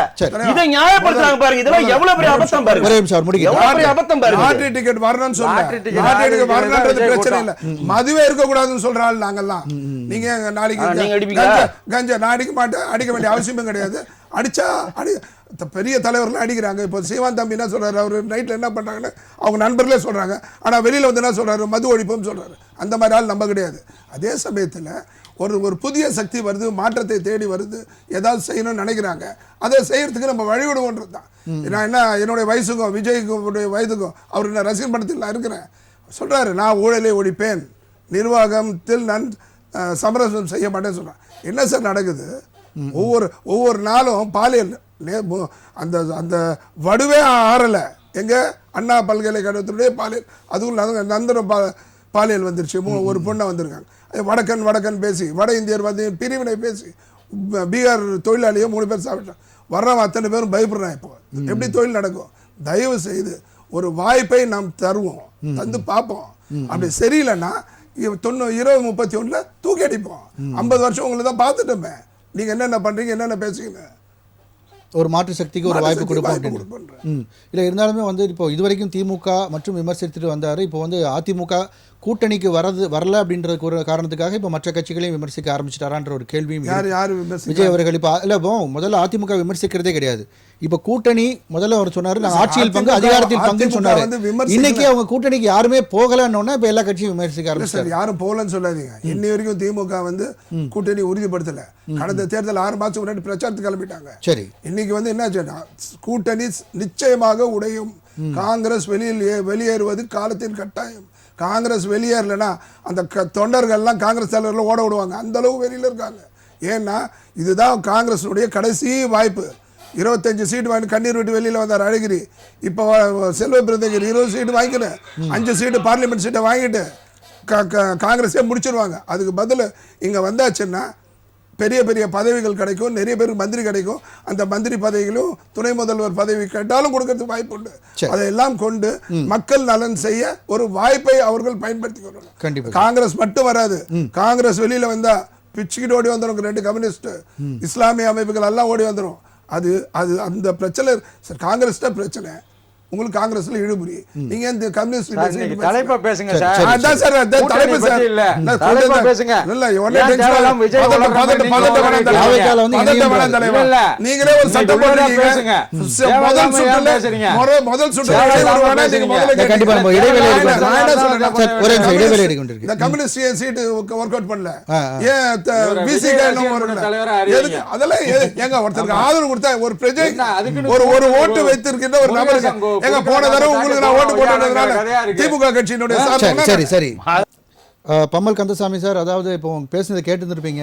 எல்லாருமே வந்து கண்டிப்பா அதுக்கான வரதுக்கான சாத்தியக்கூறுகள் இல்ல, இன்னும் மறுபடியும் பல விமர்சனங்கள் வச்சிருக்காங்க. உங்களுடைய பதில்களை சொல்லுங்க. இல்ல இவங்க எப்படி வரும்னு ஒத்துப்பாங்க? ஒத்துக்க மாட்டாங்கல்ல. இவங்க ஒரு தனிநபரோட சர்வீஸ் என்ன பண்ணாங்க, அக்கௌண்ட் கொடு, இதெல்லாம் அக்கௌண்டபிலிட்டி எல்லாம் கேக்குறாங்க. இவங்க அரசாங்கமே அக்கௌண்டபிலிட்டி இல்லாம தானே இருக்கு. 4.5 லட்சம் கோடி வந்து வருஷத்துக்கு வந்து பட்ஜெட் போடுறாங்க. அதுல வந்து இவர்கள் வந்து 1000 ரூபாய் கொடுத்தேன், 500 ரூபாய் கொடுத்தேன், எல்லாம் சேர்த்து பார்த்தா கூட, அதாவது அந்த மாதிரி ஒரு 10-15 திட்டம் சொல்லுவாங்க. அதோட டோட்டல் பட்ஜெட்டே 40,000 கோடி தான். அதுல 2 லட்சம் கோடி வந்து கடனுக்கும் வட்டியாவும் இல்ல சேலரியாவும் போயிடுச்சு. மீதி 2 லட்சம் கோடி என்ன பண்ணாங்க, அதுக்கு அக்கௌண்ட் கொடுங்க மக்களுக்கு. நிர்வாக சீர்கேடும் ஊழலும் நிறைஞ்சிருக்கு. இவருடைய அமைச்சர்கள் எல்லாருமே ஊழல்வாதிகளா இருக்காங்க. எல்லார் மேலயும் கேஸ் இருக்கு. அமைச்சரும் வந்து பெண்களை இழிவா மேடையில பேசுறாரு. அவங்களுடைய பேச்சாளர் சிவாஜி கிருஷ்ணமூர்த்தியும் பெண்களை இழிவா பேசுறாரு. பெண்களுக்கு எதிரான கட்சியா இருக்கு, சமூக நீதிக்கு எதிரான கட்சியா இருக்கு. சமூக நீதி இங்க எங்க இருக்கு? எல்லா இடத்துலயும் விஜய்க்கு சமூக நீதினா என்னன்னு தெரியுமா? எங்க வேங்கி வாயில என்ன ஜஸ்டிஃபிகேஷன்? சார் விஜய்க்கு சமூக நீதினா என்னன்னு தெரியுமா? மாநாட மயிலாட கட்சி திமுக விஜய் மேடையில பேசுற பாட்டு பாடுறத பேசுறாங்க. இவங்க ஆதி காலத்துல இருந்தே மாநாட மயிலாட கட்சி திமுக. அது மட்டும் இல்ல, அரசியல் திட்டங்கள் நடத்தணும்னா கூட அந்த மேடையில நடிகர்களை வச்சுதான் இவங்க அரசியல் திட்டமே நடத்துவாங்க. ஏன்னா இவர்களுக்கு சாதனைன்னு ஒண்ணு கிடையாது. ஏதாச்சும் ஒரு சாதனையை சொல்லுங்க. ஒண்ணும் இல்ல, திரு ஸ்டாலின் அவர்கள் ஏதாச்சும் எங்க தலைவர் சொன்னார்ல, அதே மாதிரி நாங்கள் ஊழல் செய்ய மாட்டோம். 4 லட்சம் கோடி ஊழல் தான் சார் செய்ய விட மாட்டோம். சாதனை. விஜய்க்கு ஊழல்னா என்னன்னு தெரியாது. பாவம் சின்ன பையன். ஊழல்னா என்னன்னு தெரியாது. அவர்களுக்கு துப்பு கிடையாது. அது மட்டும் இல்ல, 50 வருஷமா இவர்கள் இருந்து அவருடைய கட்சிக்காரர்களும் அவர்களும் கோடியா லட்சம் கோடிகளை சேர்த்தாங்களே தவிர மக்கள் இன்னும் விரக்தியில தான் இருக்கிறாங்க. ஆனா இன்னைக்கு 4 ஆண்டு காலத்துல எதுலையுமே எந்த விஷயமும் செய்யாம 2021 பொய் சொல்லி ஆட்சிக்கு வந்துட்டு இன்னைக்கு வந்து உங்களுடைய கனவுகளை சொல்லுங்கள் அப்படின்னு மறுபடியும் ஒரு பொய்யை தூக்கி கொண்டு வருகிறார் ஸ்டாலின் அவர்கள். இந்த மாதிரி பல விஷயங்கள்ல மக்கள் வந்து வெறுப்படைச்சு போய் இருக்கிறாங்க. இவர்கள் தனிநபரிடம் அக்கௌண்டபிலிட்டி கேட்கிறாங்களே, இவங்க இத்தனை வருஷம் நிர்வாகத்துல இருந்து இவர்களே அக்கௌண்டபிலிட்டி இல்லாதவர்கள். ஒவ்வொரு நாளும் 150 கோடி வட்டி கட்டுறாங்க. 150 கோடினா என்ன தெரியுமா? ஒரு நாளைக்கு ஒரு புது ஸ்கூல் தொடங்கலாம், ஒரு நாளைக்கு ஒரு புது காலேஜ் கட்டலாம், ஒரு நாளைக்கு ஒரு புது விஜய் படத்தோட சம்பளம். ஆனா இவங்க கடனை வாங்கி அந்த கடனுக்கு அக்கௌண்டபிலிட்டியே இல்ல. மொத்தமா அவருடைய அந்த அவங்க பீத்திக்கிறாங்களே அந்த 15 திட்டத்துக்கு சேர்த்து மொத்தமே 40,000 கோடி தான். இது 2 லட்சம் கோடி எங்க போச்சு? அதனால இவர்கள் என்ன வேணாலும் பேசட்டும். இல்ல இப்ப விஜய் அவர்கள் வந்துட்டா மட்டும் எல்லாத்தையும் உடனே நிறுத்திட முடியுமா அப்படின்ற ஒரு கேள்வியை வைக்கிறாங்க. திட்டம் சொல்லுங்க சார். இல்ல எந்த திட்டத்தையும் சொல்லல, எந்த கொள்கையும் சொல்லல, திட்டத்தை தாண்டி இந்த இன்ஜினும் ஓடாது, 5 இன்ஜின் ஓடாது, எந்த இன்ஜின் ஓடும் சொல்லுங்க? உங்களோட தொலைநோக்கு திட்டத்தை சொல்லுங்க. பிஜேபி எல்லாம் டிவிகே பத்தி பேசுறதுக்கு அருகதையே கிடையாது. அவர்களும் ஊழலில் நிறைந்தவர்கள் தான். இன்னைக்கு பாத்தீங்கன்னா பெட்ரோல் எவ்வளவு விக்குது, எத்தனால கலந்தா பெட்ரோல் ரேட்டு குறையும் நாங்க. ஆனா இன்னைக்கு வர எத்தனால கலந்தும் பெட்ரோல் ரேட்டை குறைக்கல. அது மட்டும் இல்ல, இந்த மாதிரி ஒரு திட்டம் எடுத்துட்டு வந்தது நிதின் கட்கரி அவருடைய பையன் பேர்லதான் எத்தனால் கம்பெனியே வச்சிருக்காரு. இவர்களும் ஒவ்வொரு இடத்துலயும் இவர்களுக்கு எதிர யாரெல்லாம் இருக்காங்களோ அவங்களெல்லாம் மிரட்டி அந்த காசை வாங்கிப்பாங்க. ஜனநாயகன் படம் வரல, அதை பத்தி எதிர்த்து உங்களால குரல் கொடுக்க முடியல அப்படின்னு சொல்லி சேவன் அவர்கள் சொல்றாங்க. இல்ல ஜனநாயகன் படத்துக்கு மத்திய அரசு வந்து விடல அப்படின்ற ஒரு கருத்து நீங்க வைக்கிறீங்க. ஆனா அதை எதிர்த்து விஜய் அவர்கள் எங்கேயுமே பேச மாட்டேன்றாரு. அப்போ ஒரு அழுத்தம் இருக்கா, ஒரு பயம் இருக்கான்ற ஒரு கேள்வி. அந்த ஜனநாயகனை பொறுத்தவரை அந்த ப்ரொடியூசர் நான் லீகலா பாத்துக்கிறேன்ட்டாரு. அப்ப அதுக்கு இப்ப பொதுமக்களுக்கு நடுத்தரல விட்டுட்டீங்க, திமுகவுடைய கள்ள கூட்டணி தான் பிஜேபி. ஆனா பிஜேபி வந்து அதுக்கு எதிரா வந்த அந்த பராசக்தி எந்த பிரச்சனையும் இல்லாம ரிலீஸ் ஆகும். ஜனநாயகனை நிப்பாட்டுவாங்க. திமுக எவ்வளவு ஊழல் செஞ்சாலும் இவர்கள் கண்டிக்க மாட்டாங்க. அங்க அதாவது இடி ரைடு மாதிரி பண்ணுவாங்க. இங்க இருந்து ஸ்டாலின் போய் கை கொடுத்தவொடனே எல்லாம் முடிஞ்சிடும். நேரு பொண்ணு பையன் போய் அங்க பேசினவொடனே எல்லாம் முடிஞ்சிடும். திமுகவும் பிஜேபியும் கள்ள கூட்டணி என்பதை இந்த தமிழ்நாட்டுக்கு நாங்க திருப்பி சொல்லிக்கிட்டே இருப்போம். அதே மாதிரி திமுக ஒரு ஊழல் சக்தி, தீய சக்தி எல்லாமே தான். இவர்களை வந்து இந்த 2026 அப்புறப்படுத்துறதுக்காக நம்மளுடைய தளபதி வந்திருக்காரு. தளபதியை பார்த்து பயத்துல இவர்கள் என்ன வேணாலும் பேசுவாங்க. ஒரு தனி நபரிடம் அக்கௌண்டபிலிட்டி கேட்கிற திமுக அரசாங்க அக்கௌண்டபிலிட்டிய நிர்வாக சீர்கேட பத்தி பேச இல்ல இருக்கிறது உண்மைதானே சார்? இப்போ ஒரு 3 வழக்குகள் அவர் மேல வருமான வரித்துறை சார்பா இல்ல கார் வாங்கல டாக்ஸ் கட்டல அந்த மாதிரியான சில விஷயங்கள் இருக்கு. சில வழக்குகள் அவர் மேல இருக்கிறது உண்மைதானே? இப்பவே ஒரு இப்படி இருக்கும்போது எப்படி ஆட்சி பண்ணா ஊழல் பண்ண மாட்டான்னு சொல்ல முடியும்? எதுக்கு கண்டிட்டு போக வேண்டியதானே? இல்ல ஒரு கிளீன் ஷீட் அந்த ஃபிகர் அவர் மேல இல்ல அப்படி அதை தான் அவங்க வந்து மென்ஷன் பண்றாங்க. கிளீன் ஷீட் ஃபிகர்னா அது வந்து அவர்கிட்ட ஏதோ அவர்கிட்ட சரின்னு இருக்க போய் தான் நீதிமன்றத்துக்கு போயிருக்காரு. சரிங்களா? நீதிமன்றம் பார்த்துக்கணும், அது பதில் சொன்னோம். இவங்க வந்து எல்லா இடத்துலயும் போய் எடப்பாடி அவர்கள்ல இருந்து எல்லா ஊர்லயும் உள்ள கட்சிகளை மிரட்டி அவங்க பாக்கெட்டுக்குள்ள போற மாதிரி டிவிக்கு நினைச்சாங்க. அது நடக்கல. அதனால இதெல்லாம் பேசிக்கிட்டு இருக்காங்க. சரி, ஓகே சார். அதிமுக பிஜேபி எல்லாம் டிவிகே பத்தி பேசுறதுக்கு தகுதியும் கிடையாது. டிவிகே அடுத்த ஒரு பெரிய சக்தியா வளர்ந்து நிக்குது. அதை பார்த்து பயத்துல இருக்கிறாங்க. அவ்வளவுதான். சரி, ரைட், ஓகே சார். மாட்டாங்க. நம்ம என்ன சொன்னாலும் இதுக்கு மாத்தி ஒண்ணு பேசுவாங்க. ஆனா 2026 ரிசல்ட் அதை ஒத்துக்க வைக்கும். சரி, கண்டிப்பா சார், தொடர்ந்து பேசுவோம் சார். இப்ப தீய சக்தி அந்த ஊழல் சக்தி ரெண்டுமே இந்த விசில் சத்தத்தை தெரிச்சு ஓடிடும் இருக்காரு. ஸோ அதுக்கு தான் சாத்தியக்கூறுகள் தான் இருக்கா? அதாவது இன்னைக்கு ஃபங்க்ஷனை பார்த்தீங்களா? நேரலையில் பார்த்தீங்களா? பார்த்தோம். ஜாலியாக இருந்ததா? மனசு ரிலாக்ஸ் ஆனீங்களா? ஒரு காமெடி ஷோ பார்த்த திருப்தி இருந்ததா? ஒரு ஆட்டம் பாட்டம் கொண்டாட்டம், ஒரு கொள்கை விளக்கம் இல்லை. எதிர்காலத்துக்கு தமிழ்நாட்டுக்கு என்ன திட்டம் செய்ய போகிறோங்கிறது சொல்லலை விஜய். எதுவுமே இல்லை. எதுவுமே இல்லாமல் இவரை முருகனாக நினச்சிக்கிட்டு வேல்முருகன் பாடகரையும் இன்னொரு அம்மா சுமதி இன்னொரு பேச்சாளர் ஆன்மீக பேச்சாளர் கொண்டு வந்து அவங்கள அருணகிரிநாதராக நினச்சிக்கிட்டு பாடினது தான் மிச்சம். இன்றைக்கி அந்த மாவட்ட செயலாளர்கள்லாம் விஜயை பார்த்தோன்னே கைத்தட்டி சிரிக்கிறாங்க. என்ன காரணம்னா அவங்களே 40 நாள் கழிச்சு தான் கட்சி தலைவரை பார்க்குறாங்க. 40 நாளுக்கு ஒரு தடவை அவர் நிர்வாகிகளுக்கே தரிசனம் கொடுக்கக்கூடியவர். தமிழ்நாட்டுக்கு வந்தால் என்ன செய்வார்? ஒன்றும் செய்ய மாட்டார். அதனால் பனையூர் அரசியல் 41 பேர் கரூரில் செத்தாங்க. நம்மளால தான் செத்து போனாங்க. அவங்களுக்கு ஒரு அஞ்சலி செலுத்த கூட நேரடியாக போக முடியாதவர். உலகத்திலே விஜய் வந்து ஒரு புரட்சிகரமான தலைவர். ஏன் தெரியுமா? ஒன்னு சொல்றேன் கேட்டுங்க, முடிச்சிடுறேன். முதல்ல குறுக்க பேசாதீங்க. விஜய் மாரி குறுக்க பேசாதீங்க. உலகத்திலே ஒரு புரட்சிகரமான தலைவர் விஜய். என்ன காரணம்னா நிறைய பேசிட்டோம். தமிழ் பண்பாடு என்னன்னா செத்தவங்க வீட்டுக்கு போய் நம்ம துக்கம் விசாரிக்க தான் பண்போம். ஆனா செத்தவங்களை கூப்பிட்டு விசாரிச்சது உலகத்திலே விஜய் ஒரு ஆள் தான். சரி சார், நீங்க சொன்னீங்க இப்போ 18 கட்டு வந்து பராசக்தி ரிலீஸ் ஆச்சுன்னு. ஆனா அந்த படத்தை அவங்க ரிலீஸ் பண்ணதுக்கு காரணமா கூட அது உங்களுக்கே பேக் ஃபயர் ஆயிடுச்சு அப்படின்ற மாதிரி தான் சொல்லப்படுது. இன்னைக்கு நேற்று கூட ஒரு தேசிய ஒரு விவாத நிகழ்ச்சியில வந்து பேசின விஷயங்கள் நம்ம பார்த்தோம். ஸோ எல்லாருமே வந்து கிண்டல் பண்ணக்கூடிய ஒரு விஷயமா மாற்றிட்டாங்க போல. அது இல்லை அதெல்லாம் பராசக்திங்கிறத நான் ஏற்கனவே இதே நம்ம விவாதத்தில் கலந்துக்குள்ள தெளிவாக சொல்லியிருக்கேன். அது இந்தி எதிர்ப்பையும் தமிழ் உணர்வையும் காட்டக்கூடிய படம் தானே ஒழிய நீங்கள் வேறு எதுவும் சிண்டு முடியாதீங்க. எங்களுக்கும் வேறு கூட்டணி கட்சிக்கும் சிண்டு முடியாதீங்க. அதனால் அந்த பராசக்தியை வந்து சட்டப்படி தான் இன்றைக்கி வந்து 18 கட்டு போட்டாங்க. அதையும் மீறி தான் இன்றைக்கி வெளியே வந்திருக்கு.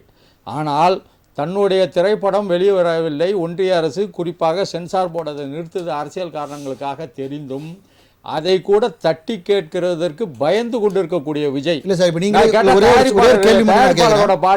நீங்க வந்துட்டு ஒரு வழக்கு வந்து நீதிமன்றத்தில் இருக்கும்போது அதை பத்தி நான் கருத்து அவங்க கிட்ட கேட்டா அது சப்ஜூடிஸ், அதை பத்தி பேசக்கூடாது அப்படின்னு சொல்லுவீங்களா மாட்டீங்களா சார்? வழக்கு வந்து வழக்கு நிலுவையில் அதைதான் அவர் பண்றாரு. தப்பு நீங்க அதாவது ஒரு விஷயத்தை ஒரு தனிநபர் விஷயத்தை அரசியல சேர்க்கறது அவர் விரும்பல சார். ரைட். அவர் நினைச்சிருந்தாருன்னா தூண்டி விட்டுருந்தாருன்னா தமிழ்நாடு பெரிய காமெடி பண்றாரு.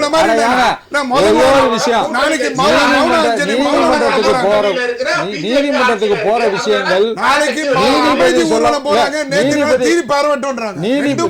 நீதிபதி கருத்துக்களை தான் நம்ம விமர்சனம் பண்ணக்கூடாதே ஒழிய ஒன்றிய அரசினுடைய கருத்துக்களையோ அல்லது சென்சார் போர்டு ஏன் நிறுத்திச்சுனோ விமர்சிக்கிறதுக்கு உரிமை இருக்கு.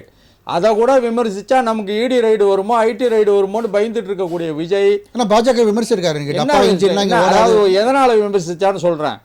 திமுக தெளிவாக மக்கள் மன்றத்திலே விஜய் வந்து பாரதிய ஜனதா கட்சியுடைய பி டீம் என்பதை தெள்ளத் தெளிவாக கூறிய நிலையில் மக்களும் அதை நம்ப தொடங்கிய நிலையில இன்னைக்கு விஜய்க்கு ஒரு கட்டாயம் வந்து போச்சு. என்னன்னா திமுகவை மட்டும் நம்ம விமர்சிச்சுட்டு இருக்கோம், லைட்டாக ஒரு 2 தட்டு தட்டுவோம். இப்போ சண்டை போடக்குள்ள என்ன பண்ணுவோம், நம்ம சந்தேகம் வராமல் இருக்கிறதுக்கு நமக்கு வேண்டிய ஒன்று 2 தட்டு தட்டுவோம். சரி, அந்த கதை தான் இன்னைக்கு விஜய் வந்து பாரதிய ஜனதா கட்சியும் தட்டி. திரு செங்கை பத்மநாபன் சார், அது ஒரு நேம் சேக்குக்கு சும்மா அப்படி கண்டிக்கணும் அப்படின்றதுக்காக பிஜேபி லைட்டாக டச் பண்ணி நாக்கு சார் இன்னைக்கு ஒன்று பேசுவோம், நாளைக்கு ஒன்று பேசுவாங்க. நாளைக்கு ஒரு நாக்கு நாளைக்கு அதனால தான் விஜய் பத்தி பேசிட்டு இருக்காரு. நாளைக்கு அமைதி ஊர்வலம் போறாங்க. அந்த ஒரு விஷயம் 2 நாளைக்கு முன்னாடி தீ பரவட்டும்னுவாங்க. டபுள் ஸ்டாண்டு 4 லட்சம் கோடி ஊழல், அதுக்கு பதில் கொடுக்கல. இப்ப புதுசா ஒன்று கண்டுபிடிச்சிருக்காங்க. நிர்வாகத்தை என்ன லட்சணம் பாருங்க. இந்த ஆட்சி நாடானா தர்மாகுல ஆட்சி, அந்த ஆட்சி நாடானா கொசுவல் ஆட்சி. இப்படிதான் இந்த நாடு என்ன வருது. தயவு செஞ்சு ஒன்றை மட்டும் நீங்க புரிஞ்சுக்கணும். எது பண்ணாலும் எந்த பிரச்சனை பண்ணாலும் உடனே ஹிந்தி திணிப்புன்னுவாங்க, இல்லைன்னா மாநில உரிமைன்னுவாங்க. இதே மாதிரி மடை மாற்றம் பண்ணி நான் துடு கொடுக்கலன்னுவாங்க. செய்ய வேண்டிய நான் என்ன சொல்றேன், ஒரு 38 மாவட்டத்துக்கு 38 ஸ்கூல் வரப்போகுது. அதில் ஹிந்தி இருக்க போகுது. அதில் உங்களுக்கு என்ன பிரச்சனை? தீ பரவட்டும்னு எடுத்தீங்க. என்னென்னமோ சென்சார்லாம் மீறி எலெக்ஷனில் நீங்கள் கன்வின்ஸ் பண்ணி ஓட்டு வாங்கலாம். என்னாச்சு? இன்னைக்கு பேசுறது விஜய பத்தி என்ன வேலை? ஏன் தேவையில்லாம மடம் மாத்துறாரு? அதாவது குடுக்கற காசு கூறாண்டாவில கதையா செம்பை பேச்சு என்ன பேசுறதுக்கு அவசியம்? டாபிக்க பேசுங்க சார். மடம் மாத்தி பேசுறது வேலையா இருக்கு உங்களுக்கு. ஏன் மடைய மாத்துறீங்க? தயவு செஞ்சு பேசுங்க. விஜய் டிஃபெண்ட் பண்ணா டிஃபெண்ட் பண்ணுங்க, முடியலன்னு ஒத்துங்க.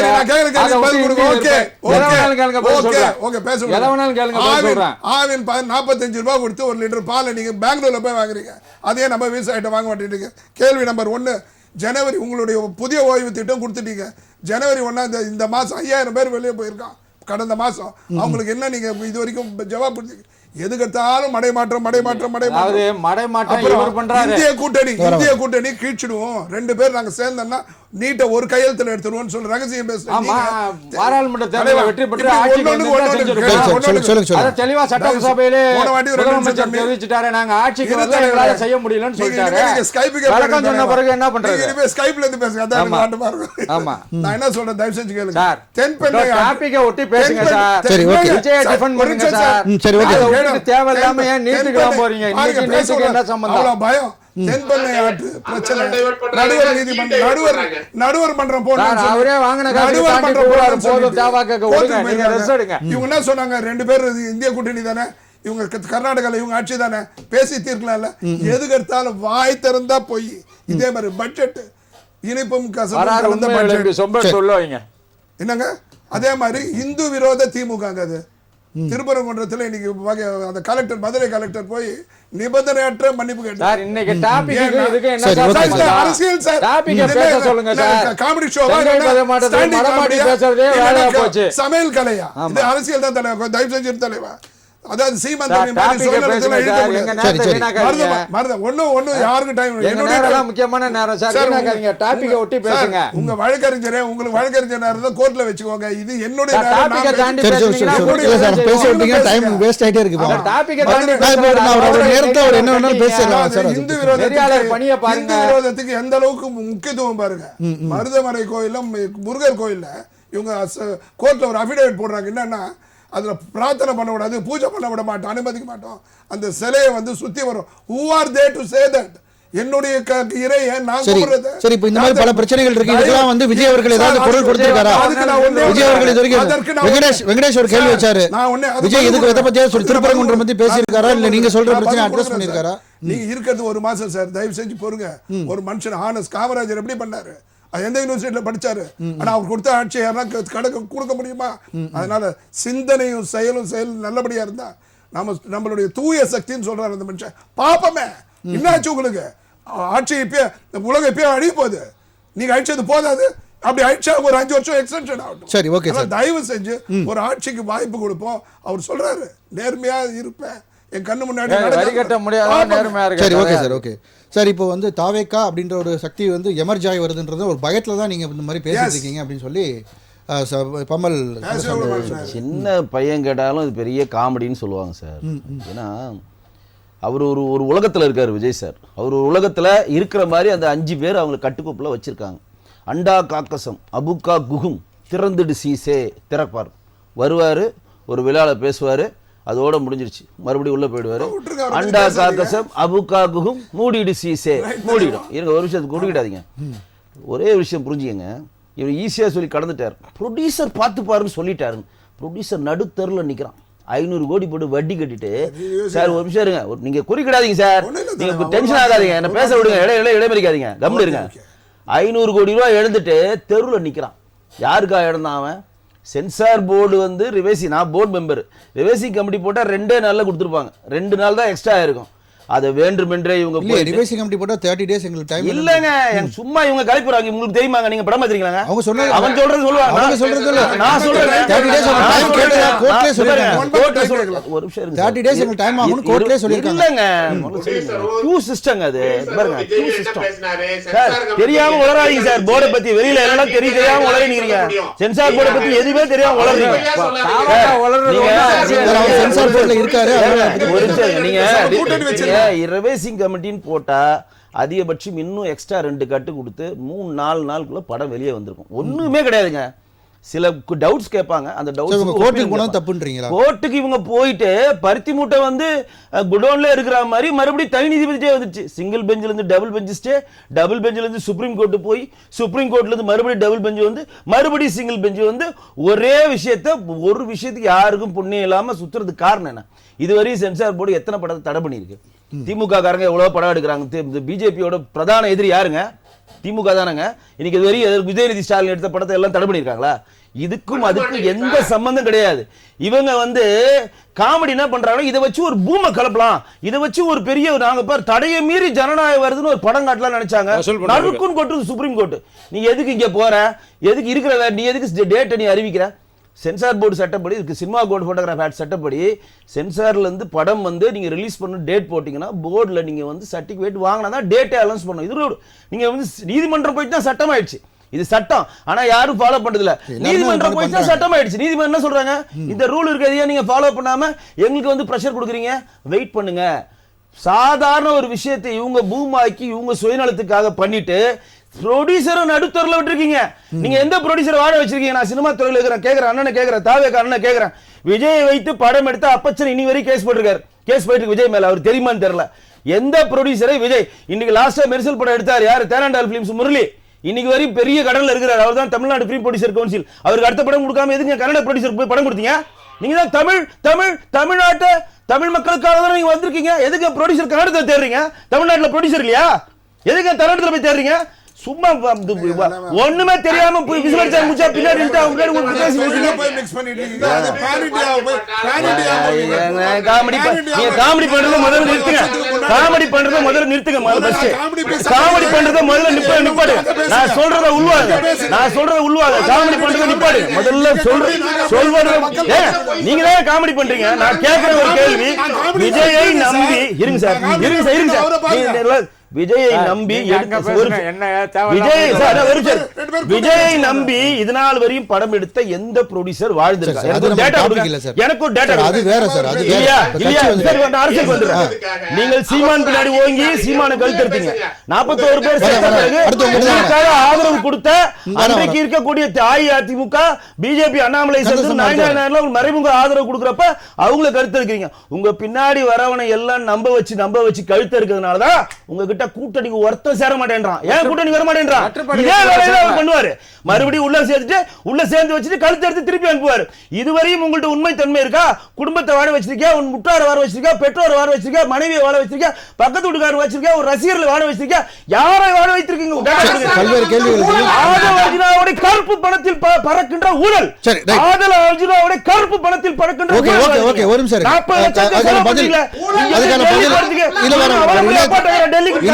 இணையத்துல இருக்காரு. ஒரே நிமிஷம் சார், மக்கள் கூட சந்திக்காம தனி ஃளைட். நிறைய கேள்வி வச்சிட்டீங்க. அதுக்கான பதில் அவர் கன்சர்ன் ஒரே நிமிஷம். அவர் இணையத்துல சரி ஒரே நிமிஷம். உங்களுடைய அரசாங்க அக்கௌண்டபிலிட்டி கேட்க சொல்றதுக்கு உங்களுக்கு துணிச்சல் இல்ல. ஆனா நீங்க ஒரு தனிநபரோட அக்கௌண்டபிலிட்டியை கேட்டுக்கிட்டு இருப்பீங்க.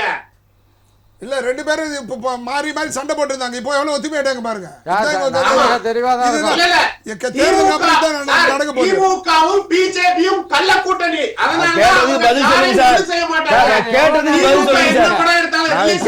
பதில் சொல்லுங்க சார். இந்த காமெடியை ரொம்ப நேரம் போட்டாங்க, சிரிப்பு வரல. உங்க காமெடிக்கு சிரிப்பு வரல, எனக்கு உங்க காமெடிக்கு எனக்கு சிரிப்பு வரல. கேட்ட கேள்விக்கு பதில் சொல்லுங்க சார். காமெடிக்கு சிரிப்பு பதில் சொல்றாரு, ஒரு பதில் சொல்லிட்டு இருக்காரு, கேட்கவே இல்லை. நீங்க என்ன கேள்வி கேட்டா அது ப்ரொடியூசரை நடுத்தருல ஏன் நிக்க வச்சிருக்கீங்க? அது தாண்டி கன்னட ப்ரொடியூசர் என்ன சொல்றாரு? கன்னட ப்ரொடியூசருக்கு நீங்கள் வாய்ப்பு கொடுங்க. சரி, ஓகே ஓகே. உங்களோட கேள்வி பதில் வாங்குவோம் சார். இணையத்துல பேசுறோம். ஒரு நிமிஷம் சார், இருங்க இருங்க. என்ன சொல்றாரு?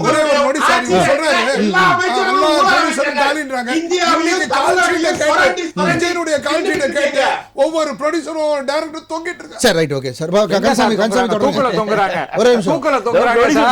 கந்தசாமி சொல்லுங்க. ஜனநாயக ஆளு தூக்கல தொங்க போறாரு. அதாவது இந்த திமுகவும் இப்போ வந்து நேரடி கூட்டணியிலேயே இந்த டிபேட்ல நம்ம டாபிக் மாத்தி ஒரே நிமிஷம் ஒரே நிமிஷம் ஒரே நிமிஷம் ஒரே நிமிஷம் சிரிப்பு வரல. ஒரே நிமிஷம் சார், ஒரே நிமிஷம் ஒரே நிமிஷம் இருங்க. சிரிப்பவர்கள் சிரிக்கட்டும், அது ஆணவ சிரிப்புன்னு சொன்னாங்க. அந்த மாதிரி சிரிக்க இதுக்கும் சிரிப்பு வரல சார். ஒரு நிமிஷம் ஒரு நிமிஷம். கந்தசாமி, உங்க நிறைவு கருத்தை சேர்த்தே பதிவு பண்ணுங்க. உங்களுடைய கருத்தை கொஞ்சம் அவர் அலோவ் பண்ணுங்க. அவர் பேசட்டும். கொஞ்சம் கொஞ்சம் சார் சார் கொஞ்சம் இருங்க, கொஞ்சம் இருங்க, கொஞ்சம் இருங்க. அதாவது நாங்க குறுக்கிடல. சரி, ஒரே கேள்வி. இன்னைக்கு 3வது ஆண்டு துவக்க விழா, கட்சியினோட கொள்கை என்ன? நீங்க நிறைவு கருத்தை முடிச்சு சொல்லுங்க. அப்புறம் நான் நிறைவு கருத்தை சொல்றேன். சரி சரி சரி சரி சார், கொஞ்சம் கொஞ்சம் கொஞ்சம் கொஞ்சம் சார், நான் கேட்டது அவரை பேச விடுங்க சார். ஸ்லீப்பர்ஸ்ல கேட்கல, அவரை நேரடியா கேட்கல. ஒரே ஒரு நிமிஷம். ஸ்லீப்பர்ஸ்ல செங்கல் பத்மன் அவரை கேட்கல. சேவன் ஒரு நிமிஷம் சரி சார். நீங்க சார் ஒண்ணு இல்ல, திமுக நபருக்கு நான் ஒரே ஒரு கேள்வி கேட்கிறேன். என்ன கேள்வினா, திமுக திராணி இருந்தால் நாங்கள் ஊழல் செய்ய மாட்டோம், நாங்க காசு கொடுத்து வேலைக்கு ஆளை கூப்பிட்டு தேர்தல் வேலை செய்ய மாட்டோம், கட்சிக்காரனுக்கே காசு கொடுத்து கூப்பிட மாட்டோம், ஓட்டுக்கு பணம் கொடுக்க மாட்டோம் சொல்லுங்க. என்னுடைய சேர்ந்த அரசாங்கத்தில் உள்ள யாரும் லஞ்சம் வாங்க மாட்டாங்க, ஊழல் செய்ய மாட்டாங்க தைரியம் இருந்தா, திராணி இருந்தா சொல்லுங்க. ஏனால் திமுகவை திருட்டு திமுக தான். திமுக உள்ள எல்லாரும் கொள்ளையடித்தவர்கள் தான். மக்கள் பார்த்துக்கிட்டு தான் இருக்காங்க. 2026 நல்ல ரிசல்ட் கொடுப்பாங்க. திமுகவை ஓட விடுவோம் இந்த விசிலை வைத்துக் கொண்டே. சேவன், உங்களுடைய நிறைவு கருத்து. இன்னைக்கு விஜயோட பேச்சு விரக்தியின் வெளிப்பாடு. கூட்டணி நம்மகிட்ட லெட்டர் பேடு கட்சி கூட கடை விரித்தார் கொள்வார் யாரும் இல்லைன்னு கட்சி தொடங்கக்குள்ளே நாங்கள் ஆட்சியில் பங்கு அதிகாரத்தில் பங்குலாம் கூவி பார்த்து 2 வருஷம் ஆச்சு. இன்னைக்கு யாருமே வரலையே. திமுகவில் போய் எல்லாம் திமுக கூட்டணி கதவை தட்டிக்கிட்டு இருக்காங்களேங்கிற விரக்தியின் வெளிப்பாடு தான் விஜயோட பேச்சு. அதனால் அவருடைய பேச்சுக்கெல்லாம் அதில் எந்த அர்த்தமும் கிடையாது. அந்த மொத்தத்தில் தமிழக வெற்றி கழகம் என்பது ஒரு அரசியல் அனுபவம் இல்லாத ஒரு மக்களுக்கு எதிராக இருக்கக்கூடிய கட்சி. தன்னுடைய தொண்டர்கள் இறந்ததை கூட பொருட்படுத்தாமல் ஆணவத்தின் பெயரால் கட்சி நடத்தி கொண்டிருப்பவர். தனி விமானத்திலே சென்று பொதுமக்களோடு விமானத்தில் பயணிக்க விரும்பாதவர். அவரே வந்து நடனமாடி இன்னைக்கு மக்கள் தொண்டர்களை உற்சாகப்படுத்தி இருக்காரு. வேற வழி இல்ல, பேச முடியல. பேசுறதுக்கு திமுக பேசி சப்ஜெக்ட் பேசியாச்சு. எதையாவது சொல்லி மக்களை ஏமாத்தணும். 2 ஸ்டெப்பை போட்டு இன்னைக்கு ஏமாத்த பார்த்தாரு. அதுவும் காமெடி ஷோ. திருக்குறள் அநீதி, அராஜகம், தில்லு முள்ளு இவையெல்லாம் திமுக முதற்றே உலகு அப்படின்ற ஒரு குறள் சொல்றேன்ல. காலையில எழுதி கொடுத்தவன் அதை எழுதி கொடுத்துருக்கான். நான் கேட்ட திருக்குறளுக்கு ஒழுக்கம் விழுப்பம் தரலாம், ஒழுக்கம் உயிரினு மோமப்படும். அதுக்கு போய் அதுக்கு பதில் சொல்லுங்க. முதல்ல அவருடைய குடும்பம் எங்க இருக்குன்னு கேளுங்க. நன்றி நன்றி நன்றி. அதெல்லாம் பர்சனல் வேண்டாம். பர்சனல் எல்லாரும் போனாங்கன்னா அப்புறம் யாரோட பர்சனலுமே நல்லா இருக்கு. ஒரே ஒரு விஷயம் தெளிவா, பர்சனல் வேண்டாம். ஒரே ஒரு விஷயம் தெளிவா தெரிஞ்சுங்க.